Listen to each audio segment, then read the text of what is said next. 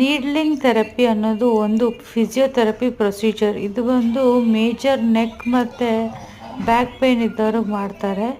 ಮತ್ತು ಇದರಿಂದ muscle spasm ಸ್ವಲ್ಪ ಫ್ರೀ ಆಗುತ್ತೆ, ಮತ್ತು ಬ್ಯಾಕ್ ಸ್ಟಿಫ್ನೆಸ್ ಇದ್ದರೆ ಅದನ್ನು ಫ್ರೀ ಆಗುತ್ತೆ. ಅದರಿಂದ ಈ ನೀಡ್ಲಿಂಗ್ ಥೆರಪಿ ಮಾಡಿಸ್ಕೊಳ್ಳೋದ್ರಿಂದ ತುಂಬ ಹೆಲ್ಪ್ ಆಗುತ್ತೆ ಮಸಲ್ ಫ್ರೀ ಆಗೋದಕ್ಕೆ. ಮತ್ತು ಇದು ಯಾರೂ ಅವರೇ ಡಿಸಿಷನ್ ತೊಗೊಂಡು ಹೋಗಿ ಮಾಡಬಾರ್ದು. ಫಸ್ಟ್ ಡಾಕ್ಟರ್ನ ಕನ್ಸಲ್ಟ್ ಮಾಡಿ ಆರ್ಥೋಪೆಡಿಕ್ನ ಅವ್ರು ಸಜೆಸ್ಟ್ ಮಾಡಿದ ಮೇಲೆ ಈ ಥೆರಪಿನ ಮಾಡಿಸ್ಕೋಬೇಕು.